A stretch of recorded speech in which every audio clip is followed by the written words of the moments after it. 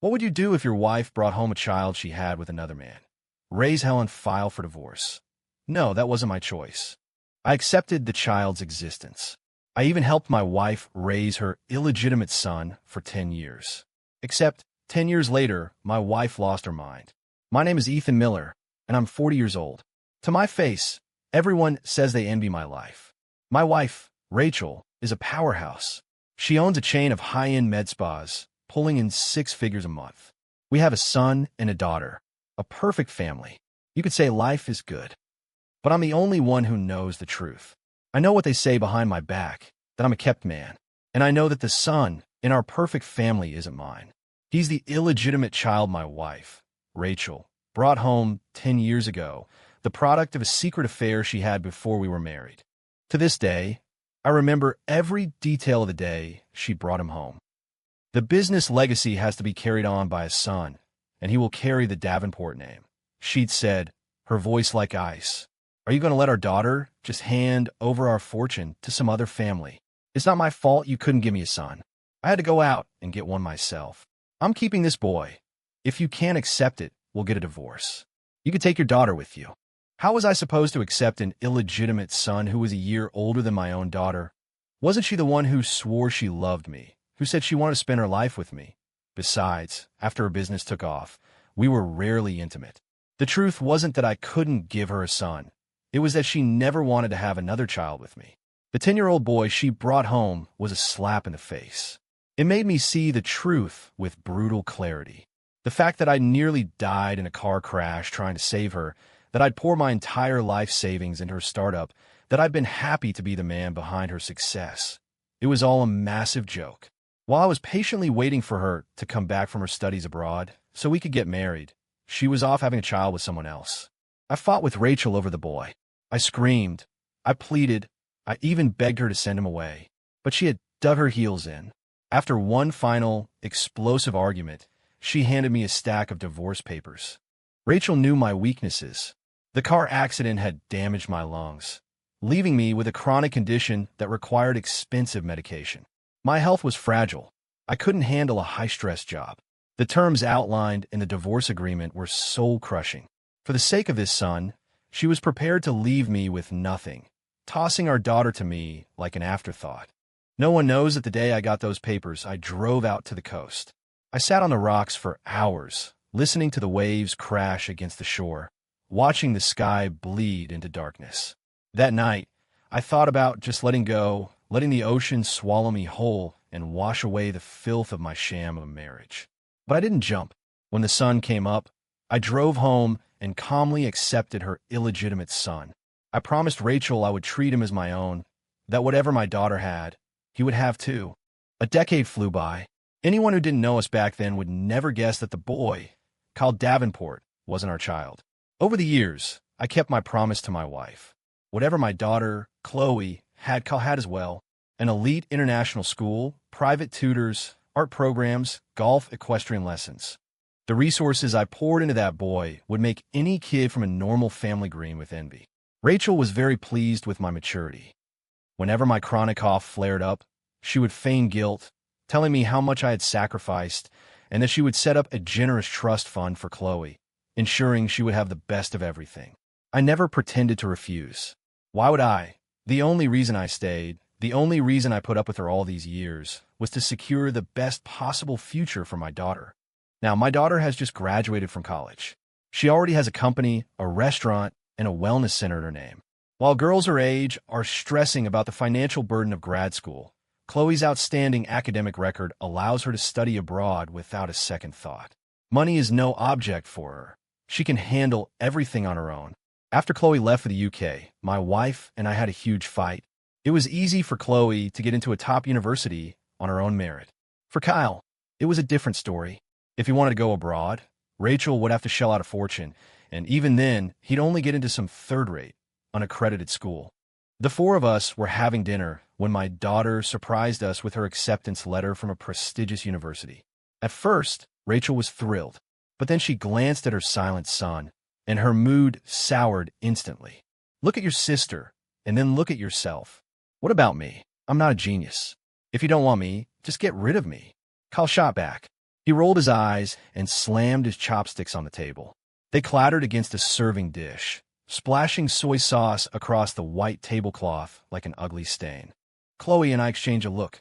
She went to calm her mother down while I coaxed Kyle to finish his meal. Chloe promised to leave all her study materials for her brother and suggested to Rachel that they could hire a few more tutors to help him catch up. She followed up with a few platitudes. Kyle's not dumb. He's just lazy, and boys just mature later, which finally seemed to placate Rachel. As for Kyle, who had been threatening to run away, a quiet Venmo transfer of $50,000 from me was enough to silence him. Finally, Rachel, playing the part of the magnanimous matriarch, smiled and pointed a finger at the three of us. I see how it is. You three are the real family, and I'm just the outsider here. She said it with a hint of jealousy, but it was clear from her expression that she was satisfied with this picture of domestic harmony. The sycophants who orbited her always praised her for being a titan in business and, at home, having a husband who was completely devoted. How could she not be satisfied? I lowered my head to ladle some soup in her bowl, thinking to myself, I'm satisfied too. In August, our daughter packed her bags and boarded a flight to begin her studies abroad. After seeing Chloe off, my wife immediately left town to expand her business. With his strict mother gone, Kyle was out all night, nearly every night. I didn't try to stop him. When he asked for money, I gave it to him. Sometimes, I even helped cover his tracks. So, when my wife returned, she was greeted by the sight of her darling son diligently studying with his tutor. That night, she wrapped her arms around me, her voice filled with emotion. Ethan, thank you for being my rock. I'm so lucky to have you. I smiled and gently pushed her away, telling her it was nothing. Her son was my son, after all. This made her even happier, and she kissed me several times. I could feel the softness of her body pressing against mine, her complex perfume making it hard to breathe. I put a fresh set of pajamas in her hands and urged her to take a shower and get some rest. By the time she was done, any romantic notions she might have had were long gone. She fell into bed and was asleep in minutes. Ever since she brought that boy into our home, I've thought of her as dirty. I looked at my phone, smiling at an Instagram post my daughter had shared from her new university. Everything I had planned was in motion. And so, it was time for the next phase to begin. The next morning, around 10 o'clock, the police showed up at our door. Rachel was still asleep. I was sitting in the dining room, reviewing some company documents. After the officers stated their business, I asked them to wait and ran upstairs, my face a mask of panic. Rachel, wake up. It's Kyle. He's in trouble. The police are here. What happened with Kyle sent my wife into a complete tailspin. No matter which friend she called, no matter what string she tried to pull, she couldn't keep her precious son out of police custody. Multiple victims had gone to the police station to file reports. Protesters showed up during the morning rush hour, holding banners and using megaphones to broadcast Kyle's crimes to the public. Assault resulting in permanent disability, coercion of a young woman leading to a pregnancy, a hit-and-run followed by threats to the victim's family, and paying someone to take the fall. When the police laid it all out for my wife, she refused to believe it. She insisted it was all a setup to frame her son and demanded that I back her up. I discreetly rolled my eyes and turned to pack a bag for Kyle to take to the station.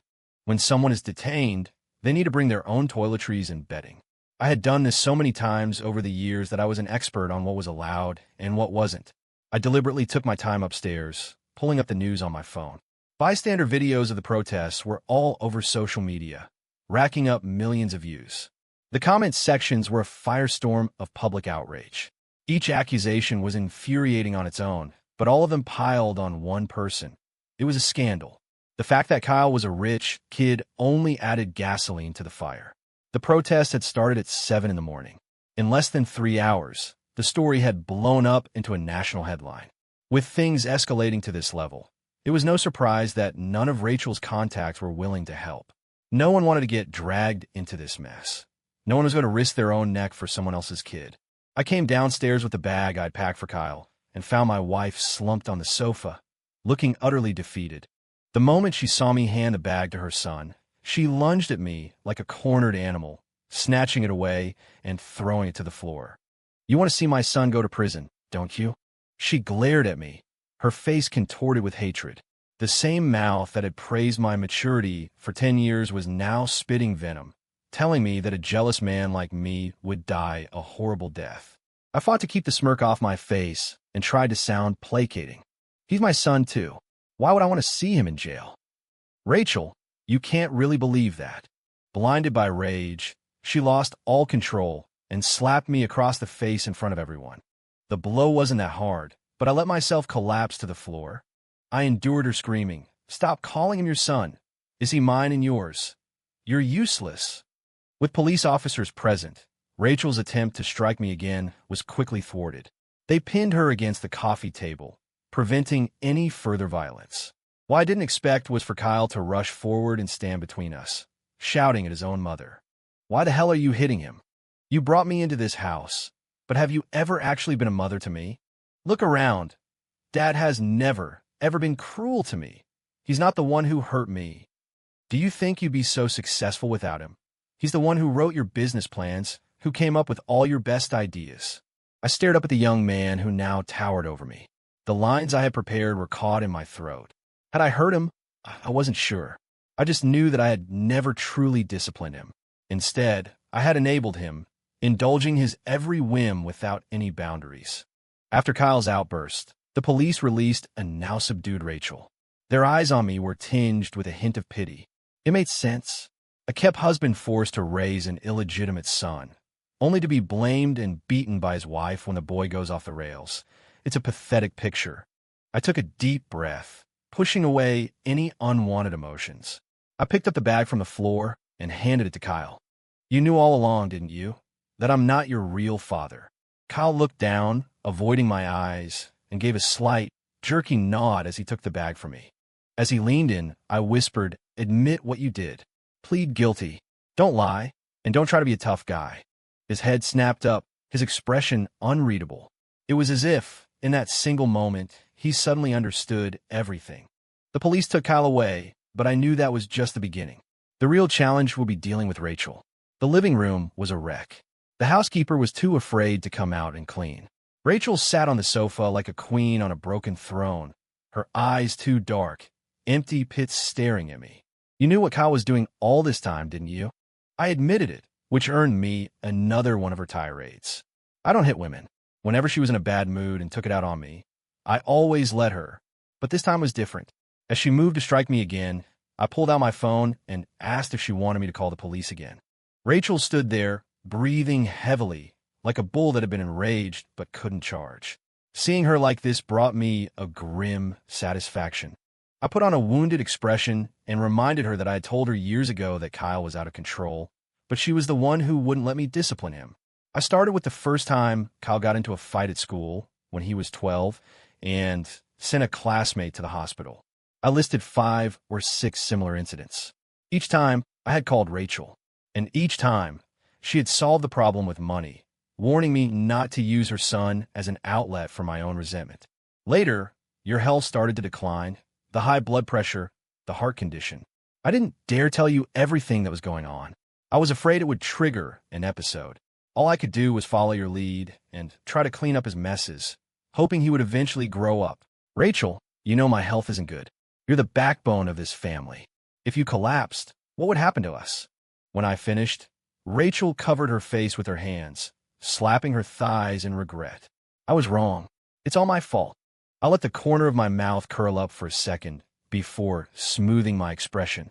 It's too late to realize that now, I thought. The slap from earlier had left one side of my face stinging and numb, but inside, I felt a deep, satisfying thrill. 10 years. I had finally reached this day. From the day I agreed to let Kyle stay, I never had any intention of raising him to be a worthy heir to Rachel's empire. If he turned out to be capable and successful, what place would there be for my daughter in this family? So, while I always made a show of treating them equally, so much so that even a suspicious and guarded Rachel could only praise my generosity, the reality was that I raised the 2 children very differently. When Chloe made a mistake, I was strict with her. I would go to her room at night, and we would talk through the problem, breaking it down until she understood. When Kyle made a mistake, I would simply call Rachel and express my concern and inability to connect with him. This way, Rachel believed I was being fair to Kyle, but she also worried that my underlying resentment would cause me to act against his best interests. I knew Rachel's personality inside and out. Arrogant, unreasonable, and convinced that money could solve any problem. I also knew she treasured her son like a precious jewel. After all, her marriage to me was a mix of affection and guilt, but her son was the result of carefully selecting a man she deemed worthy to father her child. As expected, leaving his discipline to Rachel was the surest way to turn him into a spoiled, useless brat. I never had to lift a finger. Now that things had reached this point, no matter how furious Rachel was, she could never say that I was the one who ruined her son. Rachel was now convinced that she was the one who had failed him. She stopped blaming me and focused on calling in favors. After her last call ended in failure, her blood pressure spiked from the stress and anger. I quickly found her medication and then tentatively suggested maybe we should focus on negotiating a settlement with the families. After taking her pills, Rachel, her eyes red from crying, grabbed my hand. "You're right. I'll go talk to them first. Ethan, I don't know what I'd do without you. Marrying you is the luckiest thing that ever happened to me."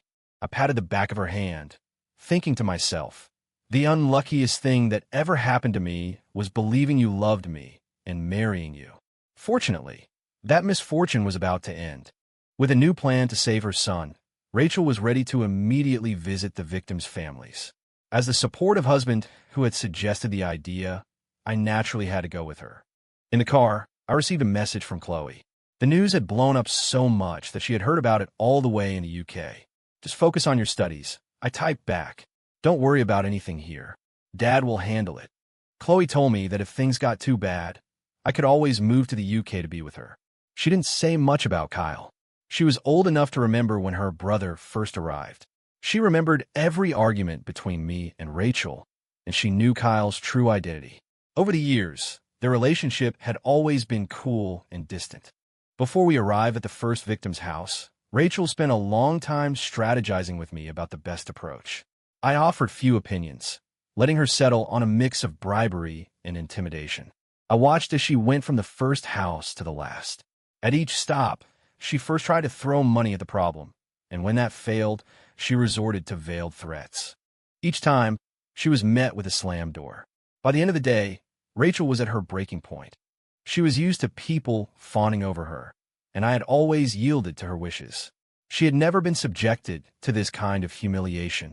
Her hands trembling, she clung to my arm and buried her head in my shoulder. This powerful woman, who always acted as if she could command the world, was now as helpless as a lost child. "Ethan, what are we going to do?" I gently stroked her hair, comforting her. "We'll find a way." Of course, Rachel couldn't persuade the victims' families. They had already been persuaded by me. From the first victim to the last, I had met with each of their families for a long, private conversation. I promised them that they would see Kyle Davenport in a courtroom. In the meantime, I had covered all their medical bills, compensation for emotional distress, lost wages, and more. I was generous. They were all in the same private group chat, and I was the administrator. I had sought out each of them, shared my own story, and told them that I, too, had a score to settle with Rachel. I asked them to be patient, to wait for the right moment when we could all act together to ensure a decisive victory. Most of these families were working class, and some were struggling financially. They may not have fully trusted me, but for the amount of money I was offering, they were willing to play along, even if they thought I was lying. Now, I was making good on my promise to get them justice. Driven by the prospect of the massive settlement I had guaranteed, there was no way they would back down now and give in to Rachel. Back home, Rachel paced like a caged tiger. I sat with my phone, making calls to old friends and colleagues, putting every conversation on speaker for her to hear. I deliberately chose people I had a strained relationship with, as well as those who were very close to me. The former, as expected, offered no help and even took the opportunity to mock me for running myself ragged over an illegitimate son. The latter yelled at me, calling me a fool for still being Rachel's lapdog at a time like this, and then proceeded to curse Rachel out. After this effort, the resentment in Rachel's eyes softened, replaced by a flicker of guilt and gratitude. "Ethan, thank you for trying so hard," she sighed, before muttering, "all those people who called me a friend. Now they act like they've never met me. They're all bastards. He's our son, not theirs, I said soothingly. It's only human nature to look out for yourself. As difficult as it was, I knew Rachel wouldn't give up on her son. Sure enough, when bribery and threats failed, she turned to more extreme measures. She didn't touch her dinner that night, busy on the phone, arranging for people to intimidate the victims. I listened to the entire conversation, repeatedly advising her against it, suggesting that it would be better to have Kyle plead guilty and hope for a reduced sentence later. The words "reduced sentence" made her eyes turn bloodshot with rage, and she had to take another blood pressure pill. I opened the group chat on my phone and sent a message to the victims' families, telling them to be ready. That night, the thugs Rachel sent to threaten and vandalize the victims' homes were secretly recorded. The videos were uploaded to the internet. This act poured gasoline on the fire, pushing the entire situation to a point of no return. Not only had Rachel failed to get her son out of trouble, but she had also brought a world of trouble upon herself. The shareholders at her company, who had long resented a woman holding so much power, banded together to demand her resignation and revoke her management rights. The internet public, always eager to dig up dirt, quickly uncovered Rachel's identity. The company was facing a massive PR crisis. The shareholders were terrified she would jeopardize their upcoming IPO. Even though she was the majority owner, she couldn't stand against the united front of the other board members. In her moment of crisis, she turned to me again. "Ethan, you have a good relationship with the old guard. Please, come to the company with me." I readily agreed and accompanied her. It was 11 p.m., a time when the office should have been empty, but the boardroom was brightly lit. I followed Rachel into the room. She walked toward the three major shareholders, intending to speak with them, but they walked right past her and came straight to me. "Mr. Miller, you're finally here. We've been waiting for you." Rachel froze, her eyes filled with shock and disbelief, as if she were confronting an impossible puzzle. I didn't look at her again. I accepted their invitation and took the seat at the head of the table. By the end of the meeting, despite Rachel's hysterical protests, the management rights of the company were transferred to me. Everyone in the company's upper echelons knew that the strategic plans that had driven our growth were my creations. The only person who didn't know was Rachel. For the past 10 years, although I was a stay-at-home husband, I was never absent from the company's high-level decisions. To keep Rachel comfortable, I always presented the plans as hers, but I embedded a unique marker in each document that the core executives recognized as my signature. Even as I orchestrated the company's most profitable ventures in recent years, Rachel was the one who stood in the spotlight. She went from cautiously testing my willingness to remain in the shadows to shamelessly taking credit for everything I did. But I never do anything without a purpose. Did she really think I would do all that work just to let someone else reap the rewards? Even though I was a sickly man with a chronic cough, I made sure everyone saw my capabilities. They knew I was the one who could lead the company forward. I was just waiting for this day. Now, Rachel was sinking in the quicksand created by her useless son. Her reputation was in ruins, and the company was desperate to cut ties with her and find a new leader. And I, the sickly man who could supposedly be replaced at any time, had suddenly become the most suitable candidate in everyone's eyes. It was only after being stripped of her power that Rachel finally realized she had been played. Her face flushed with rage, she accused me of stealing her company, calling me a thief in her own home. It was a pathetic, almost comical sight. I didn't even have to say a word. One of the other shareholders reminded her of the facts. I had provided the initial seed money for the company. I had made the first critical business decision. I was one of the company's major shareholders myself, fully entitled to replace her. My lungs were weak, but my mind was not. At that moment, it was as if Rachel woke from a long dream. She finally saw that the docile puppy she had kept by her side was actually a wolf in sheep's clothing, waiting for the perfect moment to strike. I leaned back in the CEO's chair, calmly observing her look of utter devastation. "Do you know why no one will help you? Because everyone except you knows what a worthless piece of trash your son is. Oh, and by the way, don't bother trying to solve this with money. They won't accept it. Besides," I added, "you can't access your money anymore." My new assistant brought a document over. I opened it and slid it across the table to Rachel. While she had been busy trying to save her son, I had instructed my lawyer to file for divorce and request a pretrial asset freeze. Her accounts were locked. Rachel slumped into a chair, dizzy and weak, and pointed a trembling finger at me. "You bastard! You'll burn in hell for this." Rachel couldn't do anything to me. She collapsed in the boardroom from the sheer shock and anger. At the hospital, the doctors said she'd had a stroke. Looking at her lying in the hospital bed, stripped of all her fight in a single evening, I felt a strange sense of detachment. 10 years. For 10 years, I had swallowed my pride, fake smiles, and played the role of the kept man I despised. There were so many times I had doubted myself, wondering if this elaborate plan would ever work, if I would ever get what I wanted. But every time I felt like giving up, I would see her come home and shower her son with affection while ignoring our daughter, who stood waiting with hopeful eyes. That sight always gave me the strength to keep going. If I gave up, who would be left to fight for what was rightfully my daughter's? She was a woman herself, yet she treated her own daughter with such disdain. Was it simply because Chloe was my child?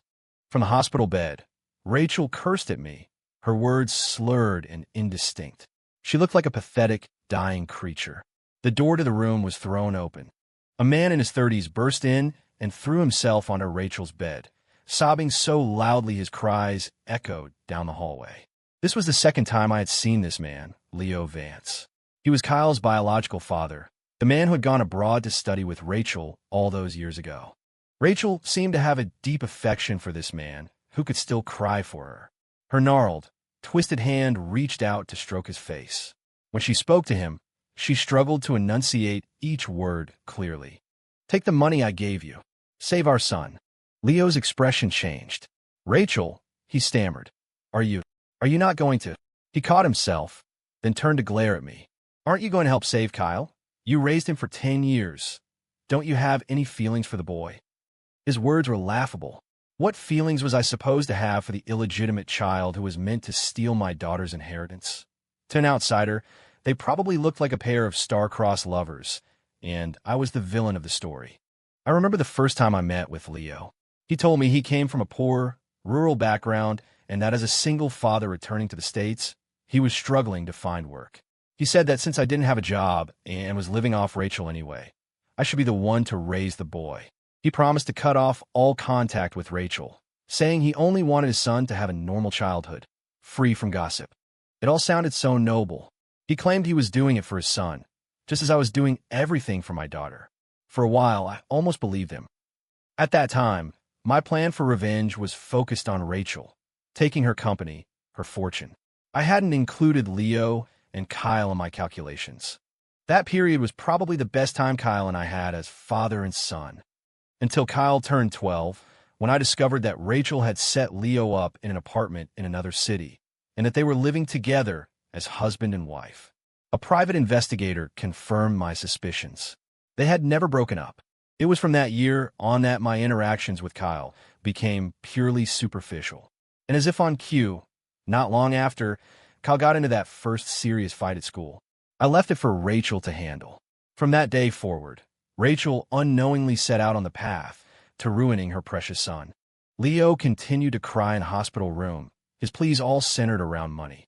When he learned that Rachel's assets were frozen, his tears seemed to dry up. Even knowing she had been thoroughly outmaneuvered by me, Rachel had never begged me for anything for herself. But she couldn't bear to see this grown man shed a few tears for her. She actually looked at me, her voice a weak mumble, and asked me to help them. When I had cried and begged her not to bring that child into our home, she had coldly told me to take my daughter and get out with nothing. One man had nearly died for her and helped build her empire. The other had done nothing but enjoy her wealth and power from the moment he appeared. The contrast was bitterly ironic. When Rachel was first diagnosed with a stroke, I had a fleeting thought that maybe this was enough. We were husband and wife, after all, and we had shared some happy times. But now my heart was stone. I smiled at the man, putting on a show of grief. "Leo, he's your son. You save him. Why are you asking my wife for help?" Leo's eyes darted around nervously. "He's Rachel's son, too. Why can't I ask her?" I took the paternity test report I had been carrying for years and tossed it onto the hospital bed. When Leo saw the bold letters on the envelope, his face went white. "Rachel's son? Or the one you bought?" The truth was, Rachel had given birth to a child abroad. She had entrusted the baby to Leo, telling him she would send for them both once she had made enough money. But Leo, a man alone, had no idea how to care for an infant. The baby died from high fever when he was very young. Leo never told Rachel. When he heard she had become successful, he saw his chance for a permanent meal ticket. He rushed out and bought a child to pass off as their own. Rachel's bloodshot eyes widened in horror. I explained it to her, my voice calm and deliberate. You thought Leo was completely devoted to you. While you were busy making money, do you know how many escorts he was paying for with your cash? Who do you think you are? What do you have that would make a man genuinely love you? His plan was to wait for you to die, then use your son to inherit your entire fortune and become a rich man himself. Rachel had already grabbed the report. She twisted her head to open the file, her eyes scanning the damning results. Tears streamed from the corners of her eyes. With the last of her strength, she swung her hand and slapped Leo hard across the face. I attended Kyle's trial. In just a few short months, he had withered away. He was thin as a reed, with a scruffy beard and a haggard look, a shadow of the confident young man who had lived in my house. In court, his lawyer was eloquent and professional, every bit the top-tier attorney he was. I had hired him for Kyle. Kyle hadn't agreed to see me while he was in detention, but he had insisted on using the lawyer I had originally chosen for him. During the trial, Kyle confessed to all his crimes without reservation. His remorse seemed genuine, and he had even written letters of apology to all the victims' families. Combined with my willingness to pay the substantial compensation I had promised them, the judge delivered a verdict that same day. Kyle was found guilty on multiple counts and sentenced to 12 years in prison. He waived his right to appeal. He understood that from the moment he was born, he had been a pawn, and though I had used him, I was also the person who had treated him the best. After the trial, Kyle asked the bailiff to call me over. We stood face to face, neither of us speaking. Finally, as the bailiff came to lead him away, Kyle spoke, his voice hoarse. I don't care what you think of me. I still want to call you Dad. He probably understood everything by now, that the kind father who had raised him for 10 years was a monster in disguise. And yet, in the end, I was the one who taught him the most important lesson. When you do something wrong, you have to own up to it. Leaving the courthouse, I had my driver take me to a private care facility in the suburbs where Rachel was now staying. The director of the facility led me to her room. A nurse was trying to get her to take her medication. The sound of the door opening startled Rachel. Her frail body flinched. When she saw it was me, a smile spread across her face. She quickly swallowed the pills and rushed to my side. Ethan, you're here. She gently cradled her own stomach, her eyes shining with hope. Honey, I'm pregnant. Come and see our little girl. I looked at her, and for a moment, it was as if I could see past the withered old woman before me to the wife who had once given me years of love and happiness. Rachel helped me sit on the bed, just as she had when she was pregnant with Chloe, and began to chatter endlessly. Honey, I'm craving spicy buffalo wings. Will you go buy some for me? Please. The doctor quietly spoke beside me. Your wife's condition hasn't improved. That's right. Rachel was sick. It wasn't a stroke. Her mind had broken. The day I revealed Kyle's true identity, Rachel had collapsed. When she woke up, she had become this person. She doesn't remember Leo. She doesn't remember the years of suspicion and betrayal between us. She has retreated to the year she was pregnant with Chloe, back to when our love was strongest, when we were full of hope for the future, working hard to build our lives together. The doctor suggested that if I spent more time with her, it might help bring her back. I shook my head. Just take good care of her. Don't call me unless it's an emergency. Let her live in her dream. Years ago, she chose to abandon me for a son. Now, unable to face reality, she has abandoned me again, leaving me alone in the wreckage of our marriage. It's my turn to abandon her.